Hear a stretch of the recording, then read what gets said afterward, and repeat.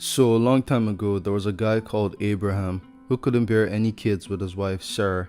Now, to fix this, God promised Abraham many kids, but God's a troll, so he actually meant Abraham would only have one kid, but then a ton of descendants after that. So much so that there will be enough to make up a whole nation. Now, this nation will be made up of 12 different tribes, each of which will come from Abraham's 12 great-grandsons. Today, we'll be talking about one of those 12 great-grandsons and the tribe he made. Specifically speaking, we'll be talking about the tribe of Benjamin, also known as the Benjaminites.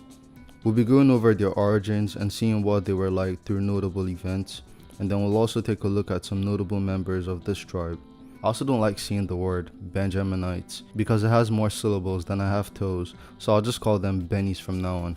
The tribe of Benjamin was made from a guy called Benjamin, obviously, and Benjamin was one of old Abe's great-grandsons, and the youngest son of Jacob.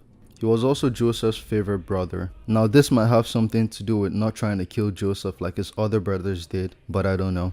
In all, Benjamin was a pretty chill guy, and he wasn't malicious like his other brothers. The Bennies, however, were completely different in comparison to Benjamin.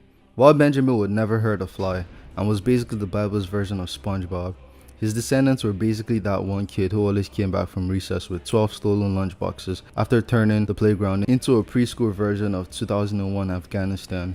To be fair, all the tribes of Israel were kinda like that, but these guys put the others to shame. Their main thing was war, and whatever you heard about guys like Vikings or Spartans or any other war-loving civilization, their love of war applies to these guys too. They loved fighting so much that they thought themselves to be ambidextrous, just so they could use both hands in a fight. Talk about commitment to your craft, and like I said, completely different from Benjamin.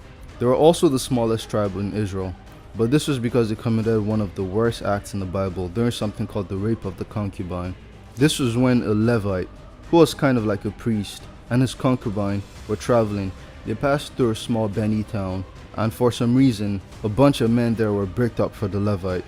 So they chased the Levite and his concubine around until some normal guy decided to help them by hiding them in his house. Now these guys were still horny though, and wanted those God-given priest cheeks no matter what, so they kept knocking and banging the door all night. Luckily, the Levite had a genius plan to save his ass, literally. This galaxy brain Levite dumped his concubine out with those guys so they could grape her instead of him. And the next morning, he saw her corpse out there laying on the stairs as they'd already spent all night graping her. Now this Levite guy then reported the whole thing to the leaders of Israel. But how much do you want to bet that he actually left out the whole throwing her out to be great part? Pretty much all of Israel was disgusted when they heard what those Benny guys had done. So they demanded that the Bennies give up those guys responsible for the whole thing, or they would have to face the whole of Israel in battle. For whatever reason, the Bennies screamed no, then slammed their hilariously huge balls on the table and said bring it on. Now, even though it seemed like they were heavily outnumbered here, I mean, it was one tribe against 11. Somehow, they beat the shit out of Israel in the first two battles and killed 40,000 Israelites. Unfortunately for them though, that would be the last victory they had, and we see why this whole thing was way more insane than brave, even though it was really brave. Immediately after the two Benny victories, Israel nearly genocided the whole tribe. They killed tens of thousands of Bennies until there were only 600 men left.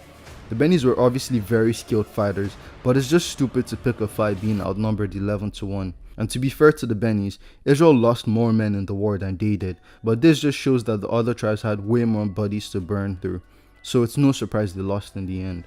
Israel eventually helped them get their numbers back up though, by providing wives for those 600 guys, but they still remained the smallest tribe from then on. Even with their small size, the Bennies still carried on with being stubborn. Sometime later, even after David was supposed to be king of Israel, after Samuel had anointed him and Saul had died, the Bennies didn't want a non-Benny king, so they led a rebellion against David, until their general, Abner, later allied with David. Later, Israel was split in two after the death of King Solomon. 10 tribes stuck to the north and became Israel, while Benjamin went with Judah to the south to become Judah. It's super weird they let Judah keep the name, because they fought for way less than a name, and then they have bad history with Judah too, because Judah was who they went up against while they were rebelling against David. For such a small tribe, the Bennies had many notable characters.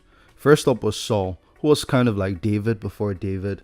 Like David, he was also a Chad, but to a lesser degree, but still a Chad regardless. He was the first king of the united Israel and killed a bunch of Israel's enemies and led Israel the right way until he grew a very sudden and random hate boner for David after David got more popular than him.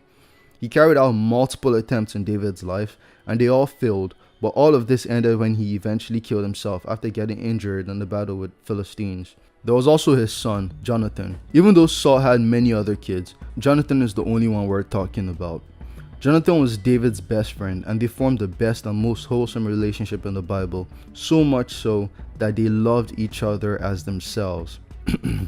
He even saved David from his dad's psychotic episodes multiple times.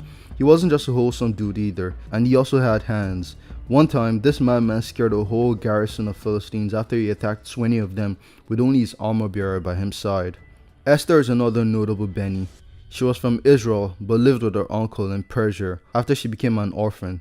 She somehow got the Persian king to leave his wife for her and eventually got him to stop a genocide against a bunch of Israelites. This is kind of like the good version of Jezebel. Then there was Paul, who was technically named Saul earlier in his life. He was also a Benny and he was a Pharisee and used to enforce Jewish laws above everything.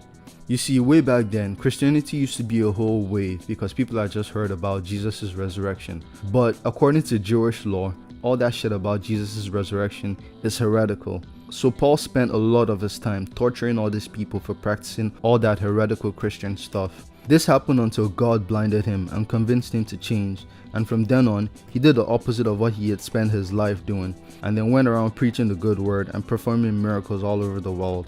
It ended after it got too loud for the Romans though, so they had to cut his head off.